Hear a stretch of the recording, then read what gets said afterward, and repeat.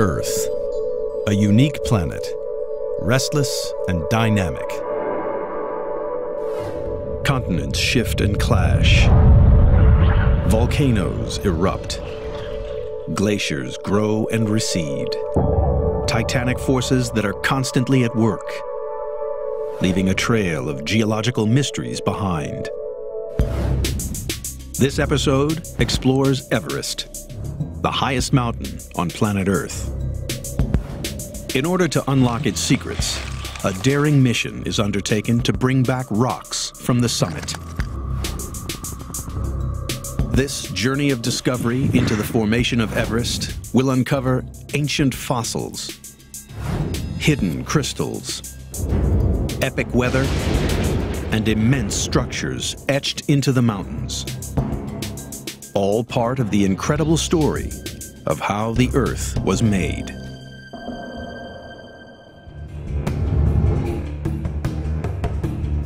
The Himalayas stretch 1,500 miles across Asia.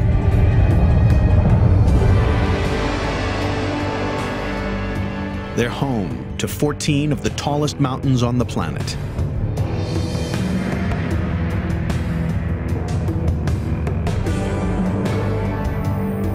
And one rises above all others: Everest. At 5.5 miles tall, Everest is the highest mountain in the world. In order to figure out how this giant mountain was made, geologists need evidence. Rock samples from Everest. It's a dangerous mission, and only a few people are willing to undertake it. Kenton Kool is one of the world's best high-altitude climbers, and he will embark on this geological mission to the summit of Everest. His instructions from geologists are to collect rock samples from 3 places: 1 from the summit and 2 from lower down. These incredibly rare samples will give investigators crucial evidence. Kenton is at Everest Base Camp. Pitched on jagged rocks at 17,500 feet, this camp is over 3 miles above sea level. Sorting out the last of the items I need to take on a summit push. And I've just been to collect a load of Ziploc bags, which I hope to put all the samples in. Over the next 5 days, he will climb 12,000 feet, the equivalent vertical height of 8 Empire State Buildings. Kenton starts his mission from base camp. He negotiates the Khumbu Icefall, a frozen river with crevasses thousands of feet deep. It's a treacherous ascent, as all this glacial ice is constantly moving, and looming ice towers threaten to collapse. Kenton now has the most dangerous section ahead of him. At 21,000 feet, he is already higher than Mount McKinley. He has a sheer ice climb up the side of Everest. Winds reach speeds in excess of 100 miles an hour, and temperatures drop to -40 degrees. Since leaving base camp, Kenton has climbed for 4 days. At 26,000 feet, he reaches the point which joins Everest and its neighbouring mountain, Lhotse. So here we are, this is the South Col, one of the highest camps in the world, 7,950 metres. So high that nothing can actually live here. From this camp, Kenton will leave at 3 a.m., climb through the night, and aim to arrive at the summit in the morning. It's pitch black, about 3 in the morning. Timing is crucial, and the weather must be ideal. The window for ascent is narrow. There are only around 12 days of the year when climbers can make it to the summit. Kenton must take this opportunity. He now ventures into what climbers call the death zone. Oxygen is needed to make the climb, as the air is 3 times thinner than at sea level. 1 in 10 people die climbing Everest. And most fatalities occur during this final stage. One more.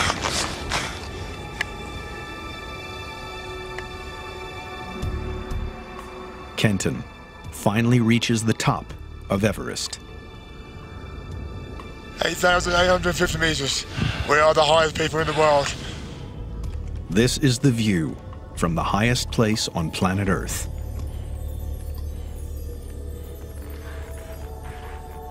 For most climbers, the summit is the ultimate goal. But for Kenton, his mission has only just begun. He heads just below the summit to find an exposed outcrop of rock. Kenton's first sample is a gray limestone. It's soft and easy to break off. This is a sample of the highest rock in the world. One down, two to go. Kenton descends further to collect the next sample. Just below the summit, the rock changes. Climbers call it the yellow band due to its distinctive color. The rock is dramatically different from the summit. Much harder and yellow in color. This is a layer of marble. All right, there we go. This is off the yellow band.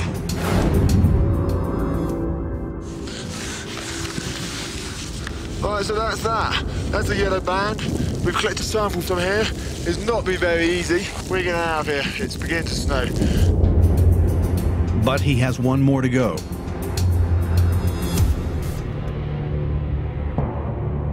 Kenton starts the long descent to where he'll get the next piece of evidence. He enters into the Western Khum, a huge U-shaped valley which has been carved by the Khumbu Glacier, a frozen river of ice that has relentlessly pushed downward over the past million years. Rock and debris in the glacier have ground away at the rock underneath, revealing the base of Everest. Kenton needs to take his final sample from this area of distinctive white rock. Granite. So here we are in the Western Khum on Everest, about 6,400 meters. I'm actually stood underneath one of the easier outcrops to get to. This is a big sort of granite cliff above me. This white rock is full of crystals. It's extremely hard and different again from the summit limestone and the marble.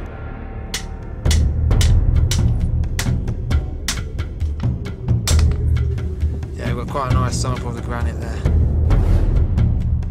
With the 3 precious samples safely packed away, Kenton takes them to the University of Oxford. Here they will be analyzed by the world's leading authority on Everest, Mike Searle. So Mike, this is your summit rock. Now, that is from the top of the world. Well, this sample, Kenton, is probably one of the most important samples of the whole expedition, so it's literally worth its weight in gold geologically. This came from the summit of Everest right there. The next rock down that you collected was from the yellow band. And even further down is another rock, a granite. Almost a complete picture of Everest. That's right, yes. Fantastic. Yeah. These 3 rocks are the major components which make up Everest. All that effort to get up to the summit was, I can tell you, was absolutely worth it to get this sample. Good. I hope so. So the next step is we want to find out what's in it. The summit rock is cut into a thin section.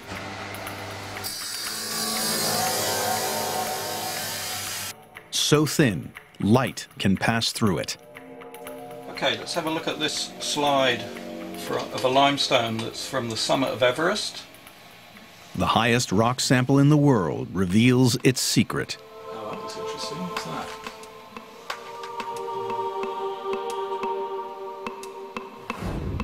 We've got a section here through a crinoid stem. A crinoid is a sea lily. From fossil records, the section can be dated. It is over 400 million years old. The sea lily is evidence that the summit rock of Everest was formed in an ancient marine environment. So from seeing this evidence, we can categorically say that this rock would have started life at the bottom of the sea floor. And then I've collected it from the very, very top of the world, from the summit of Everest itself. That's just amazing. But a mystery is revealed. How had rock with marine fossils in it ended up on the top of Everest? The mission to collect rock samples from Everest has uncovered 2 clues as to how it formed. Samples show that the mountain is made from 3 distinctive types of rock. Rock from the summit of Everest contains marine fossils, proving it started life on the bottom of the sea. To figure out how seafloor came to be on top of the highest mountain in the world, geologists need to find evidence that is millions of years old, going back way before the Himalayas were even formed. 400 million years ago, no trace of the Himalayas existed. The sea lily, now fossilized on the summit of Everest, is proof that there was once water where now this great mountain stands. But to figure out whether this was just a shallow inland sea or a great ocean, geologist Mike Searle travels to the Himalayas. He begins the investigation at the Garkola River. It flows down from the high Himalayas and carries with it an intriguing clue. The rock I've got in my hand at the moment may look a bit boring and insignificant. It's just a pebble taken from the river, but it's actually a key clue as to the formation of the Himalayas and the evolution of the rocks. It's almost by magic, but when you smash a rock like this open, what it reveals inside is an absolutely beautiful fossil. And this fossil is what we call an ammonite. This ancient creature is part of the squid family. It's proof of a complex ecosystem found in a deep ocean. Giant squids swimming around in the seas that once lay between India and Asia. And this is some of the key evidence that we've got, that there was a major ocean between the continents. But to find marine fossils in the high Himalayas and on the summit of Everest, some immense geological force must have pushed the ocean floor upwards, above the water. Figuring out how this happened has taken geologists over 100 years. The first lead in this investigation came from an unlikely place: Antarctica. In 1910, the renowned Antarctic explorer Robert Scott began his ill-fated expedition to the South Pole. After reaching the pole, Scott and 5 of his team died. When the bodies were discovered, among their equipment were carefully wrapped and labeled fossils. The fossils were part of an ancient plant called Glossopteris, and specimens are preserved at the British Antarctic Survey. Glossopteris is a type of plant known as seed fern, and from many different lines of evidence, such as roots and leaves and preserved trunks, paleontologists think that Glossopteris is actually a type of tree. Soon, this humble tree fossil was found across the globe. In India, South America, Africa, Madagascar, and Australia. Geologists now had a puzzle. How had this one species of plant spread between continents, separated by thousands of miles of ocean? Glossopteris is a very important fossil because it could not have dispersed over vast distances. It couldn't have just been dispersed by the wind or by birds across oceans. If Glossopteris couldn't cross oceans, then scientists were left with one conclusion. When these trees were alive, 250 million years ago, the continents were all joined together. They were part of a supercontinent geologists call Gondwana land. Glossopteris was able to spread across this ancient landmass. But then, Gondwana was split up by violent tectonic forces, which pushed the continents apart. And 80 million years ago, India broke away from the supercontinent. It traveled north and eventually smashed into Asia. To get the full picture, geologists now knew they must get an exact date for this collision. Once again, they turned to marine fossils.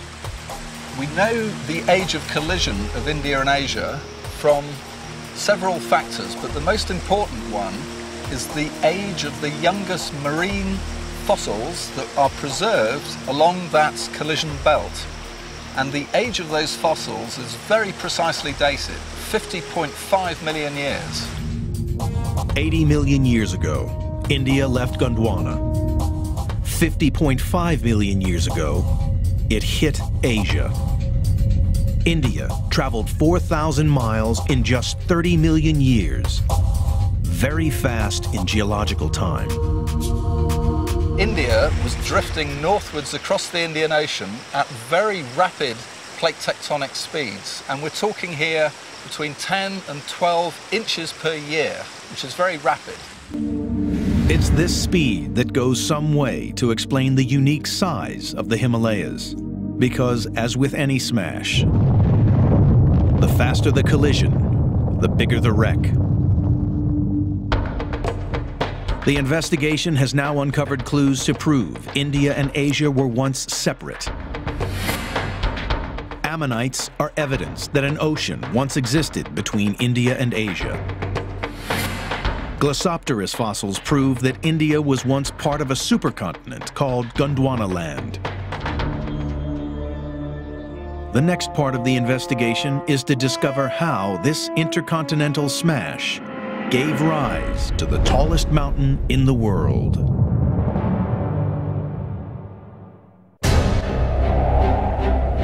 Geologists piecing together the story of how Everest was made have shown that 400 million years ago, a wide ocean existed where the Himalayas now stand. India was part of Gondwana land until 80 million years ago, when violent tectonic forces threw the planet into turmoil and split up this ancient landmass, pushing India northwards. 50 million years ago, India collided with Asia. And for the next 30 million years, this intercontinental smash began to shape the world's highest mountains.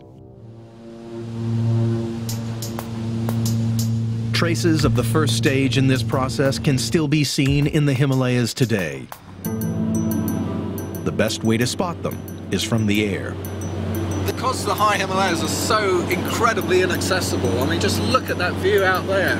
There's a sea of mountains, all of them are over 20,000 feet. There must be hundreds of them. And those are impossible mountains for a mere mortal to climb. This is geology on a massive scale. The distinctive formations come into view. Huge folds of rock, clearly seen on the sides of the mountains. All of these folds that we're seeing right here on Dhaulagiri and Nuptse Peak were formed during the first part of the Himalayan mountain building process. So when India first collided with Asia, the first thing to happen was that the northern margin of India started buckling and folding. And those folds are just so spectacular. When you look out the window here, they're just unbelievably impressive. Like a giant train wreck, India collided with Asia. The land and ocean floor that lay between literally folded up under the enormous pressure. But folds are only part of the story. Alone, they don't explain the Himalayas' vast size. Back on the trail, Searle is on the hunt for further clues. This is what makes the whole trip really worthwhile. We've just spent 5 days hiking up through the jungle, through the forest, pouring with rain, and up there, finally, are the high Himalayas. I just love those mountains. Look at those peaks up there. They are absolutely beautiful. Searle points to an intriguing giant scar which is revealed on the face of one of the mountains. It's evidence of the next dramatic phase in the building of the Himalayas.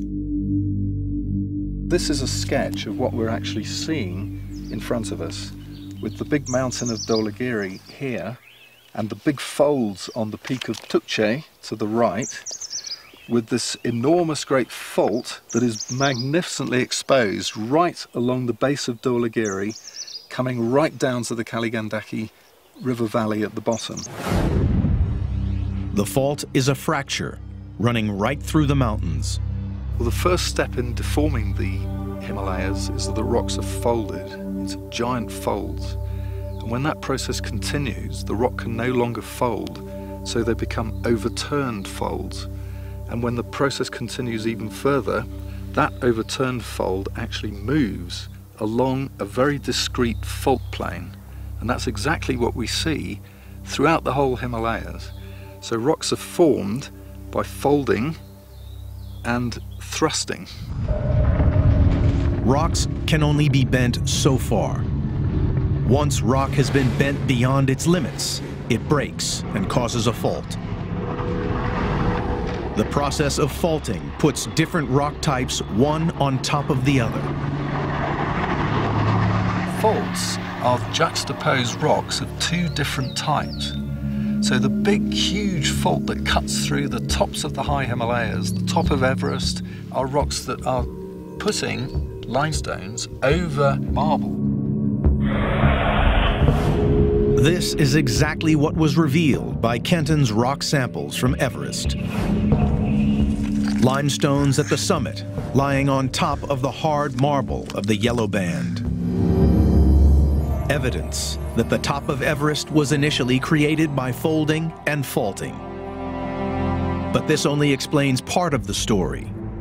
To create a mountain the size of Everest, geologists knew that there must have been another, more powerful mountain building process at work.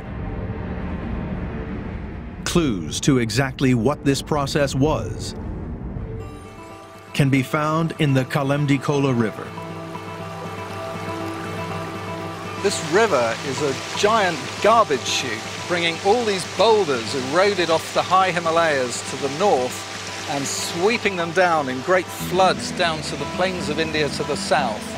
So this was a great place to come to sample all the rocks that make up the high mountains to the north. As any detective knows, some of the best finds are made by sifting through garbage. This time it's garbage from the Himalayan peaks. This is exactly the rock I've been looking for. This is a beautiful example of a kyanite gneiss, which is composed of these beautiful blue bladed crystals of kyanite. Kyanite is a gemstone, and it gives a clue as to how these rocks formed. This mineral is very specific to a geologist, and it tells us that this rock has been buried to depths of about 30 miles or more under high temperature and high pressure. Rock was not only pushed upwards by the collision, but also down towards the Earth's molten core. Heat and pressure changed the rock and formed kyanite crystals. Another boulder in the river gives a further clue as to what was going on at these great depths. This white rock is a Himalayan granite, and most of the highest peaks of the Himalayas are actually formed of this rock. And of course, the base of Everest is formed of exactly the same. The presence of these white streaks tell me that this rock was actually partially molten at the highest temperatures during the Himalayan mountain building process. The rock was pushed so far beneath the Earth's surface that it reached heat in excess of 4,000 degrees Fahrenheit and began to melt. Once it was molten, it was able to move and flow. Well, you can think of the Himalayas more as a conveyor belt system, taking Indian plate rocks, pushing them down deep in the crust. They are altered by heating and increasing pressure, eventually melting to produce granite, and then forced back up to the surface along these giant shear plains. 20 million years ago, this amazing conveyor belt system was at work. As India pushed northwards, a liquid band of buoyant rock was forced towards the surface and cooled, forming a solid layer of granite. A process called channel flow. Granites are very buoyant rocks, so when they're formed by partial melting of the crust, normally they're pushed up through the crust to form mountain ranges like you see in the Sierra Nevada or Yosemite National Park, for example. The Himalayas are different. These granites are flowing almost horizontally from where they formed the southern part of the Tibetan plateau to form the high peaks of the Himalayas. And it's this conveyor belt system that keeps the high Himalayas actively uplifting to this day. The mountains were repeatedly jacked up to epic proportions. It's this unique process which accounts for the Himalayas' immense size. Kenton Kuhl's mission to Everest uncovered an unusually thick band of granite. Proof that Everest's awesome size is due to the process of channel flow. Geologists investigating how Everest was built have discovered folds and faults, proof of the initial mountain building process. White stripes of granite indicate the rock was melted at over 4,000 degrees, forming a giant conveyor belt of mountain building power. But the Himalayas were set to become part of a geological battle between catastrophic forces and powers which would challenge the very height of Everest. 400 million years ago, the Himalayas started out life at the bottom of an immense ocean. 50 million years ago, they were thrust into the skies as India smashed into the Asian landmass. Since that time, tectonic forces have created the tallest mountain in the world. But what of the immediate future? Will Everest continue to rise, or will this giant soon be cut down? John Galecka is investigating whether the processes which built Everest continue to this day. He has traveled to the remotest regions of Nepal and India, setting up GPS stations, which he hopes will provide him with the answer. All right, come as far as I can by car, and I've got a 3-hour walk straight up the slope.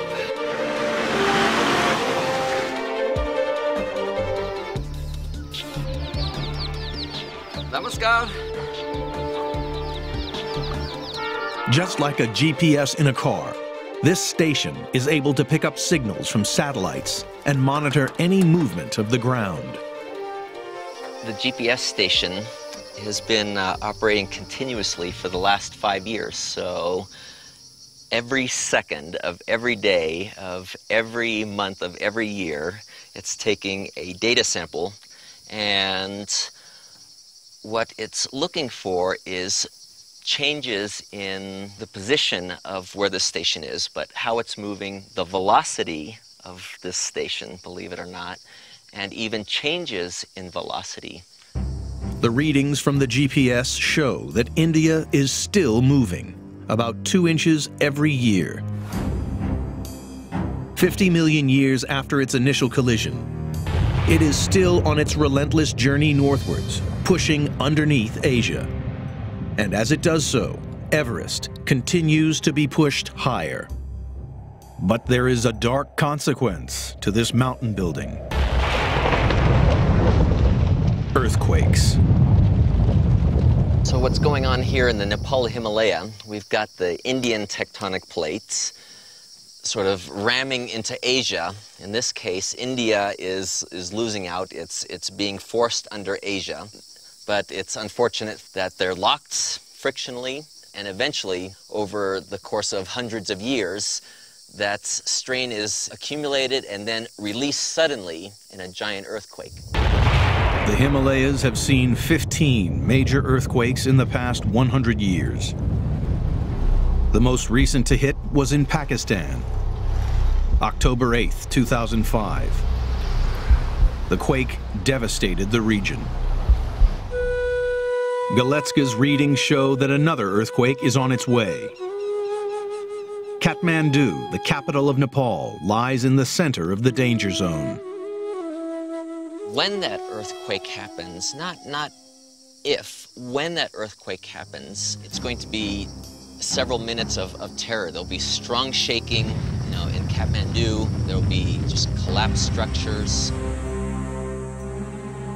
You'll see landslides on all these mountains. It's going to be complete devastation. 26 million people in Nepal, 50 million people along the whole arc of the Himalayan range. All of these people will be affected.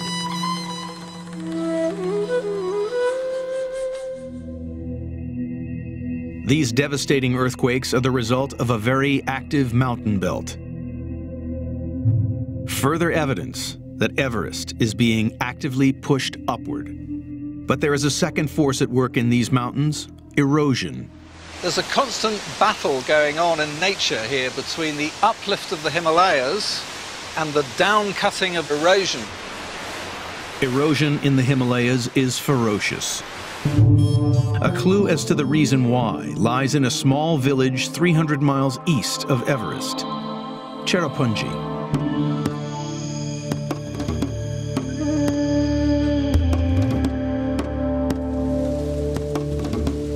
It's the wettest place on planet Earth, averaging over 432 inches of rain each year. This place is 12 times wetter than Seattle. And the reason for all this rain? The monsoon.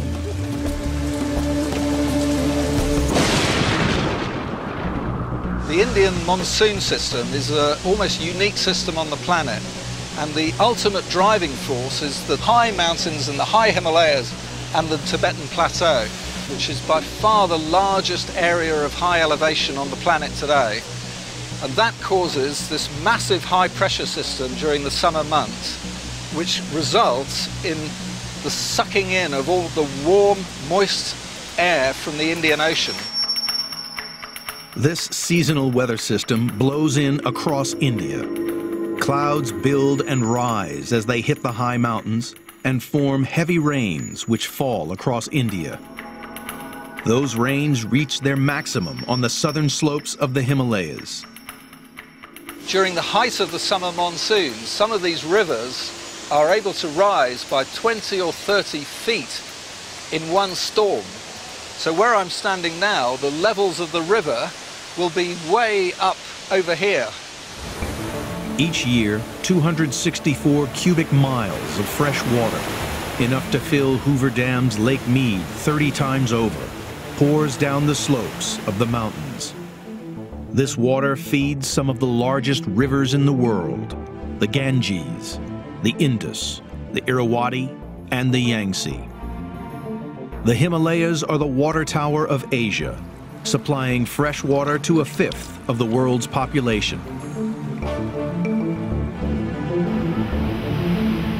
But all this water is having a dramatic effect on the mountains.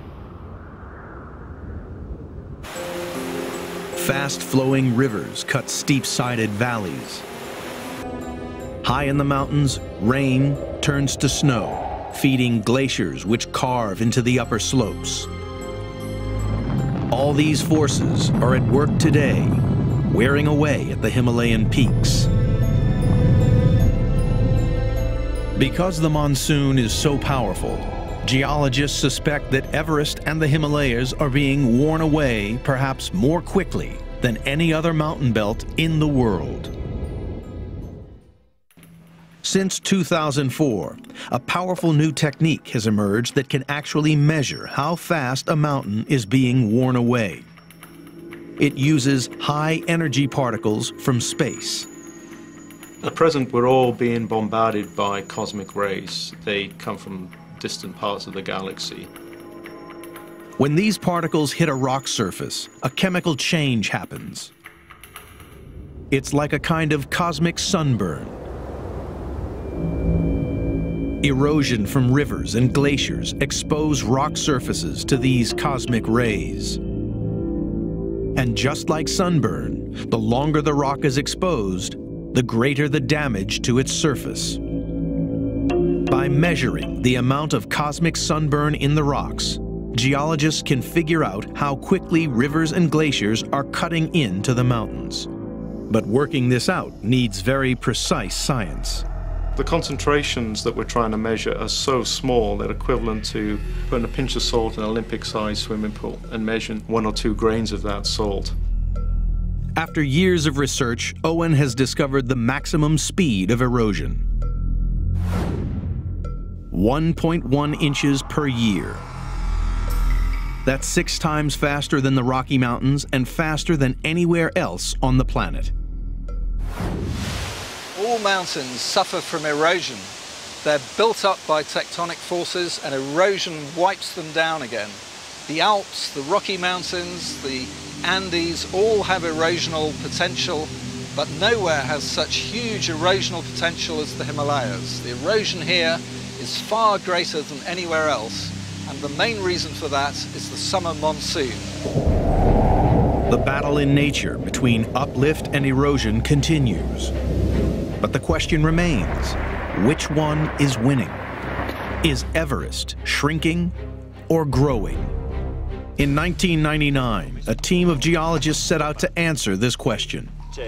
They placed a small GPS station near to the summit of Everest. After 2 years of monitoring, the team had their answer.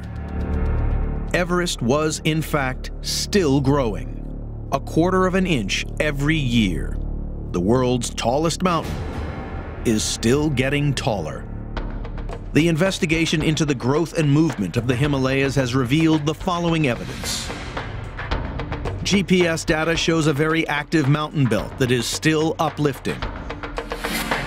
Cosmic ray dating proves that the Himalayas are being eroded faster than any place else on Earth.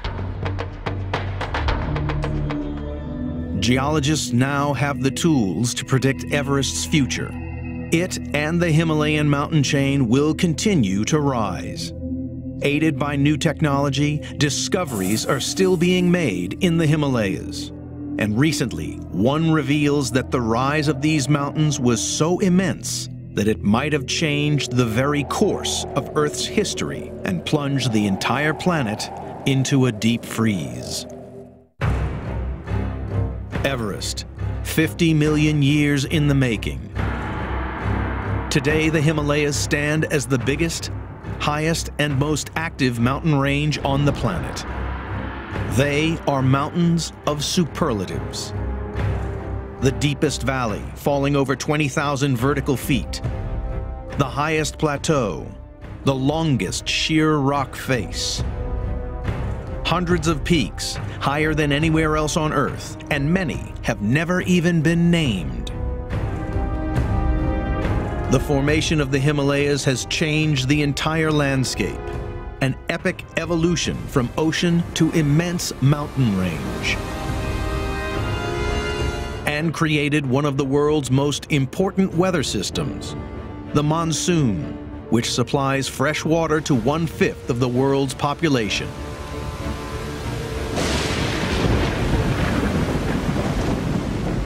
The Himalayas in Tibet are a really exciting place to work for a geologist. This is because it's such an active and dynamic environment. Not only that, it's a very important area climatically. Scientists investigating the Himalayas have uncovered some surprising results. Discoveries which would suggest that the rise of the Himalayas might have had an impact on the climate of the entire planet. The discovery came about almost by accident, while scientists were studying a process called chemical weathering. Every time it rains, carbon dioxide in the atmosphere dissolves to form acid rain. When the rain falls, it eats away at rock surfaces. This weathering process takes CO2 out of the atmosphere and locks it away in the rocks. As that rock is interacting with the atmosphere, it pulls down carbon dioxide, and that leads to a negative greenhouse effect, if you like, an icehouse effect. So you get more weathering, you pull down that carbon dioxide out of the atmosphere, and that leads to cooling. The more CO2 there is in the atmosphere, the warmer the global temperatures. Take CO2 out of the atmosphere, and temperatures are reduced. Then, scientists discovered a major coincidence. The dramatic rise of the Himalayas over the past 20 million years coincided with the gradual fall of global temperatures, which led to the start of the last major ice age. The pieces of the puzzle fell into place.